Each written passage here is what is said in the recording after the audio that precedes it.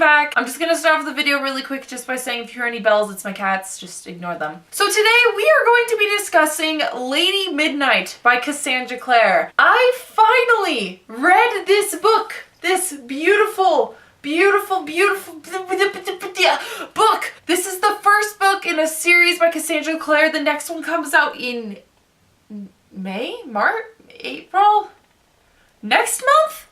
Or the month after. The point is the next book is coming out soon and I need that book so badly. I wasn't gonna read this book until like right before the next one came out because I was like, I waited so long, I might as well just wait. So then when I read this one, I can just read the next one. But then I read this one and it was so good. I don't know why I waited so long after it came out to read it. I'm stupid. Okay, so before I tell you all to go off and read this book, there are a few important, just tiny important things to say. Don't just read this book. You have to read like 1,500 other books before you can read this book, but it's worth it. So if you want to read this book, you have to read the whole entire Mortal Instruments series, which is 6 books, and you have to read the whole entire Infernal Devices series, which is 3 books, but don't read City of Heavenly Fire before you finish Clockwork Princess, because then you're gonna be spoiled. So what you want to do is read through like City of Lost Souls, and then maybe you want to read all 3, and then you want to read City of Heavenly Fire, or maybe you want to like do like 2 and then 1, and then 2 and then 1, and then like 1. Sorry, it's a very confusing series. And then after that, you can't read this book until you read Tales from Shadowhunter Academy. Read the Mortal Instruments, then the Infernal Devices, and then Tales from Shadowhunter Academy, and then you can read this. And it'll be so worth it. That was probably really confusing. So, I'll put like the order of how you're supposed to read them right here. I'll put it up. The preferred order, and you can read them. It's so confusing because you can read them in the yes. So anyway, that is my rant about this book. Don't read it until you read all 10 other books. Once you read 10 other books, you can read this one, and it's really good, and you should totally read it. If you haven't read City of Bones, you're missing out, man. Like, go read City of Bones, read all the other ones, and come back and read this. Okay, that's enough rambling. I'm just gonna get into it now because I've talked enough. So if you have not read this book, don't freaking spoil it. I'll stab you in the face. Don't spoil it. Leave. Get out. And then come back when you have read it. Bye! Okay. Oh, just saying, I finished this book a couple weeks ago, so like, I'm not as shook now, but like, it was still a good book. But now I'm like, I've calmed down about it, but before I was like freaking out. It was so good. But I'm gonna be more calm because it's been a couple weeks, but that's fine. So I just want to start off by saying that Mark is literally the purest human being / fairy person ever. I loved him so much. I love those characters that are grown but very childish and confused all the time. That was Mark. He was always just so confused by basic human things. I loved it so much. He's such a good character. And at first I kind of was like, I don't know if I'll want him here, blah blah blah blah, but he grew on me. At first I wasn't sure, but now I love Mark so much, and he's grown so much throughout the book. Who he was in the very beginning is so opposite of who he is at the end. It's insane. He's such, like, he wants to take care of people now, and he can think, and he's a shadow hunter, and wow, I'm so proud of him. I loved Mark. If you didn't like Mark, something's wrong with you. Speaking of not liking people at first, I really did not like the 800,000 siblings that Jules had in the beginning. I mean, not just in the beginning, he also had them at the end, but like, in the beginning, I was like, I don't know. Because I was reading City of Heavenly Fire, and when I first read it, I was like, who the heck is Emma Carstairs and Julian and Octavian and Mark and Helen and Drusilla and oh my gosh, oh my gosh, I can't even remember all their names. You know the rest of them. And I was like, I don't like that. Especially, I was like, how are you supposed to remember all 85 children? You can't. And I was just like, well, I'll just remember Julian and Emma and it'll be fine. And by the end of the book, I loved them all. I thought they were just great.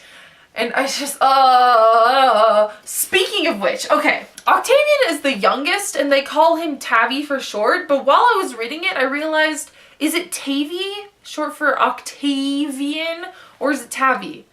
Octavian? That's not a word, it's Octavian.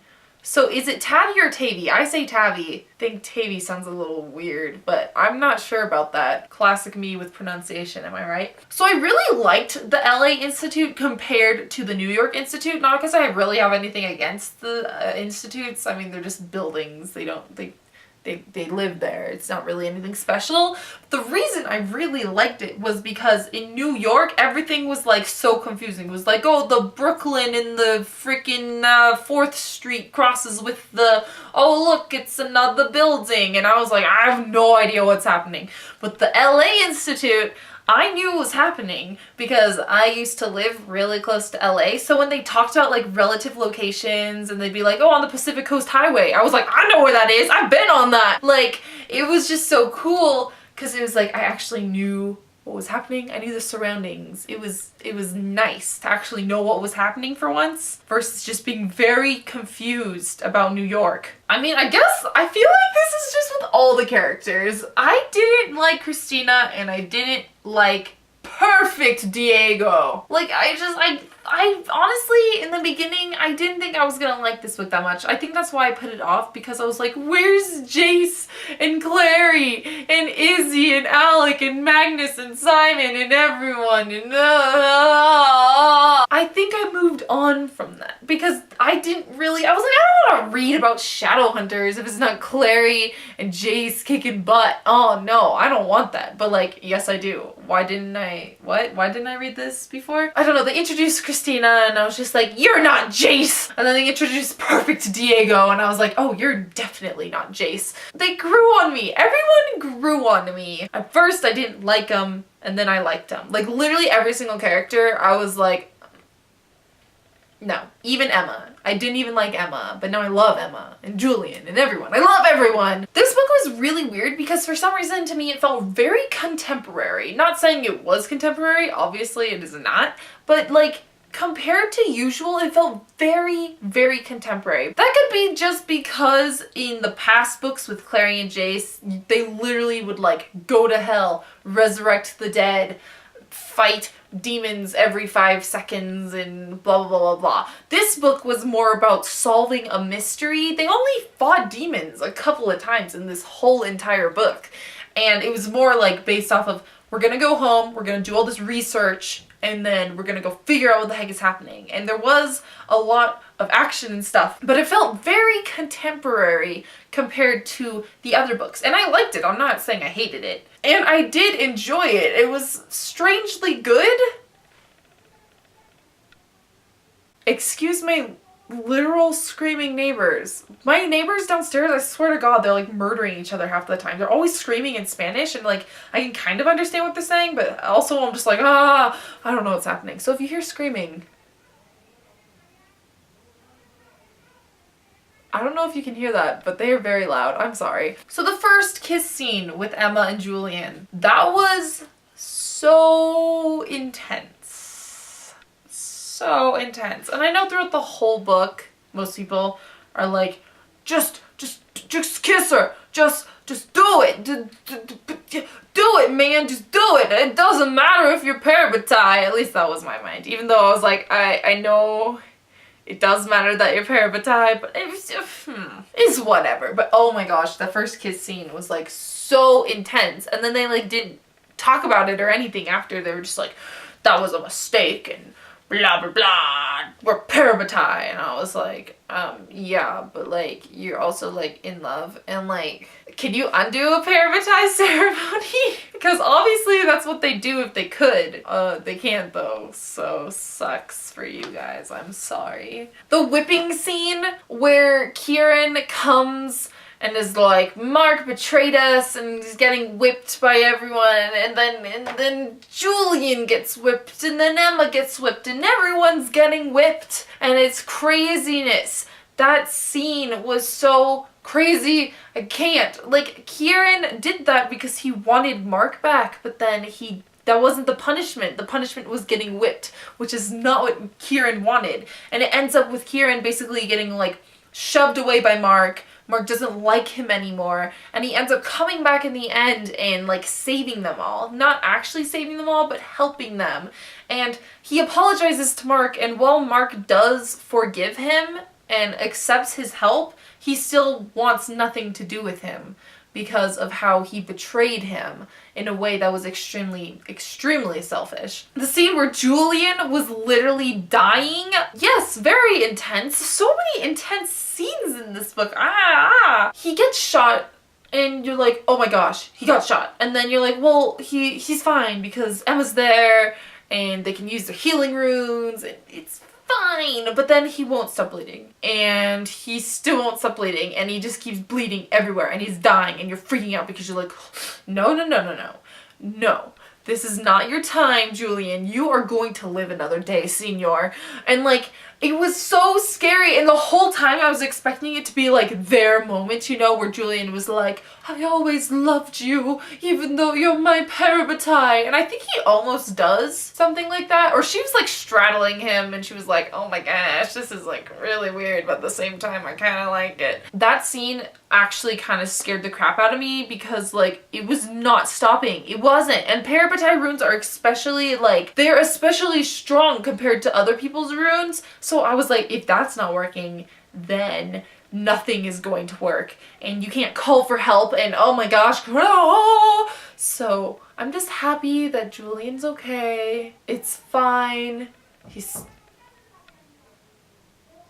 real quick, all those pizzas, literally me. Like when they just open the closet door and all the pizza boxes fall out, when they're sitting around and they realize they've eaten a million pizzas and they're just like, huh? Literally me. Okay, I think we're getting to the end now. Now,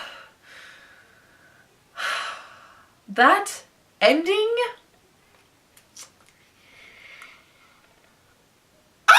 I don't have words for that ending. I am so shook, as the childrens say these days. I wish, okay, screaming neighbors, could you please shut up? I should like stomp on the ground, make them be quiet. That ending, I wish I had my sister here to vouch for me, but I'm reading this. I'm reading the end of this book at like midnight, and I'm trying to finish because I have work tomorrow morning, and I was like, I gotta get it done so then I can go to bed, so I can go to work, and then I'll freak out about it later. It's fine. But I literally gasped like 8,000 times. I remember my sister, she was like, just go to bed, like before you hit another plot twist and you keep reading. And I was like, no, I have to keep reading. I can't. And then I gasped 1,000 times, and every time she was just like, oh no. And I was like, I know. Okay, let's just start off with Kit. Kit Herondale, as in